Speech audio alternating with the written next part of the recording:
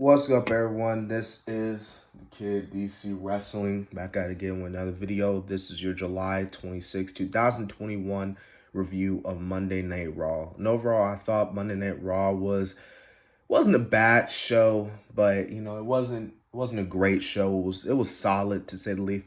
If I'm being quite honest with you, so we're not gonna waste any time, man. We're gonna get straight to it. We got Nikki Cross coming out, man. She's talking about, how she won the, Raw Women's title and how, this gimmick for her. She was pretty much explaining her gimmick, talking about how this gimmick was, it was a way to boost her confidence up. She felt like a failure at first, but with this superhero gimmick, she feels confident. She feels superior, that she can win anything, and she obviously says, this is a message to anyone that you can do anything, basically, if you put your mind to it.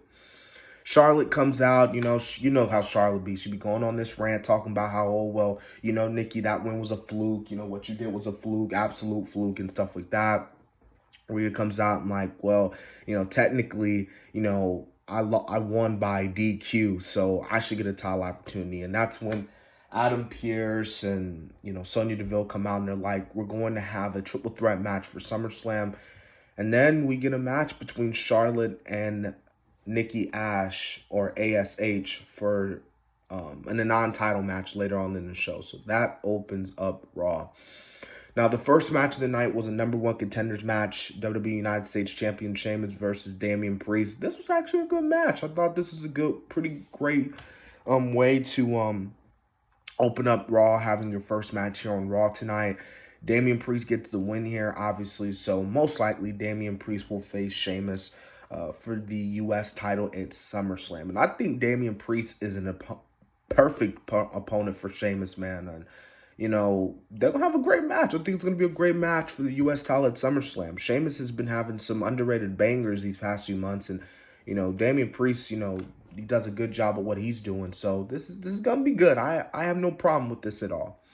So we had a Raw Tag Team title match, FLAIR. That's right. The Viking Raiders taking on A.J. Styles and Omos. This was the rematch to the Money in the Bank pay-per-view. It was, I thought it was good for what it was worth.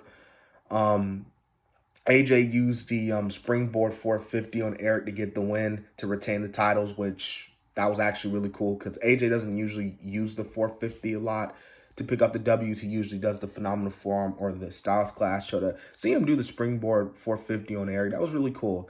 AJ Styles and Omos get the win here, so yeah. After that, man, we got Drew McIntyre versus Veer. So they're still continuing that little storyline there. Yeah, man, Drew McIntyre gets a great pop, man. Unfortunately, Shanky's not there. He's still selling the injuries. And, Drew starts a chant that's not very PG. But he gets the chant going, and we get Veer versus McIntyre. And this was a weird finish. So Drew McIntyre, for some reason, gets the win by DQ. Now, the reason why I say it's weird because Drew Claymore kicked Veer with the chair because, Veer had the chair in it on him. And it's just, Veer really should have won, honestly. Like, Drew should have lost. That was kind of weird. But anyways, Drew beat up the personal attorney for Jinder Mahal. So that went down. And then we get another number one contenders match or tag team match, FLAIR, the WWE Women's Tag Team Champions, Natalya and Tamina Snuka versus Eva Marie and Doudrop. Man, this wasn't, for me, this wasn't really my cup of tea, honestly, and rightfully so. I mean, it wasn't my cup of tea. And, I'm going to say this. It looks like we are going to be getting Alexa Bliss versus Eva Marie at SummerSlam, with the Lily Playground and everything and stuff like that, because it feels like that's where they're heading towards. Now, as far as Natalya, I guess she got injured. Like, it really looked like she got injured, I don't think she was selling it. I think she was legit injured. So, prayers out to Natalya. I hope she gets better. You never want to see a wrestler get injured, no matter who who he or she, that wrestler, is. So we get a NXT rematch from NXT TakeOver. What was it? 30? Yeah, it was 30, I believe. NXT champion Karrion Kross versus Keith Lee. So obviously the internet once again getting upset. Kross gets the win here, but everyone's upset because this is the second straight week in a row that Keith Lee is getting squashed.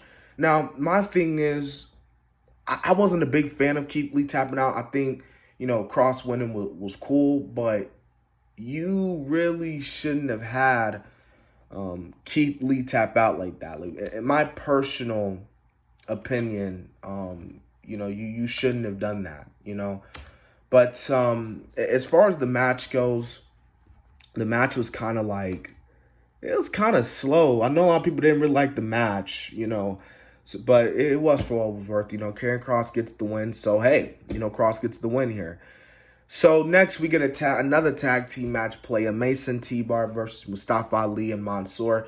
I don't know if I'm the only person that agrees with this, but I actually like the pairing of Mustafa Ali and Mansoor. It gives them both TV time. It gives them something to do. They're not sitting in the back eating and catering, so it gives them something to do. Now, Mason T-Bar, I don't know who in creative came up with that stupid promo, because that was, oh my God, that was awful. Like, seriously, like, come on. Like, the laws of the jungle, like, what? Come on, dude. Like, seriously, that was ridiculous. But I'm getting sidetracked here. Tag team match was okay. It was meh. Mansoor Ali get the win here, so cool for them. And yeah, so next we get Bobby Lashley. Will he accept Goldberg's challenge? And I guess before he could really get into it, Cedric comes out and, he goes into this promo screaming into the mic, talking about how he was always better than Lashley, and that's the reason why he got kicked out. And he wants Lashley. Shelton comes out. He wants Lashley. That leads to a 2-on-1 handicap match between Bobby Lashley versus Cedric Shelton. Nothing too special. Squash match, hyping up Bobby for his match against Goldberg. So next we get Riddle versus John Morrison. For me, this was great. This was actually match of the night for me, low key. I mean, this match was a really great match. AJ and Omos come out, so this is obviously leading to RK Bro taking on AJ and Omos for SummerSlam. I wouldn't be too surprised if Randy Orton shows up and returns next week on Raw. We obviously haven't seen him in a few weeks. So this was good. And poor Byron.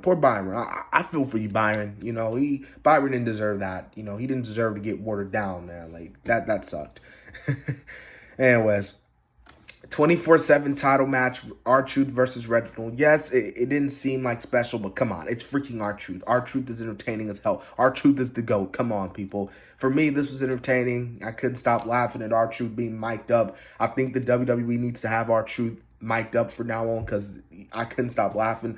Reginald showing his athletic ability, awesome. So this is good for what it was worth, honestly. I liked it. I liked it. So we got number one contenders match, I guess. Nikki A.S.H versus Charlotte Flair. Charlotte gets the win here. I don't know about you guys, but Nikki feels like she's going to be a transitional champ. I really do. But I hope not. But it just seems like that's where they're going. But, Nikki goes off, not commercial, but after the match talking about how, well, I'm almost a superhero. So, Charlotte, I challenge you to a rematch next week. And Flair attacks Nikki, and that's how the show ends. So, like I said, solid Raw, nothing too special, but it wasn't the worst Raw of the year. There's been way more worse Raws than that. So, hope you guys enjoyed the video. This has been the Kid, DC Wrestling, and so, yeah.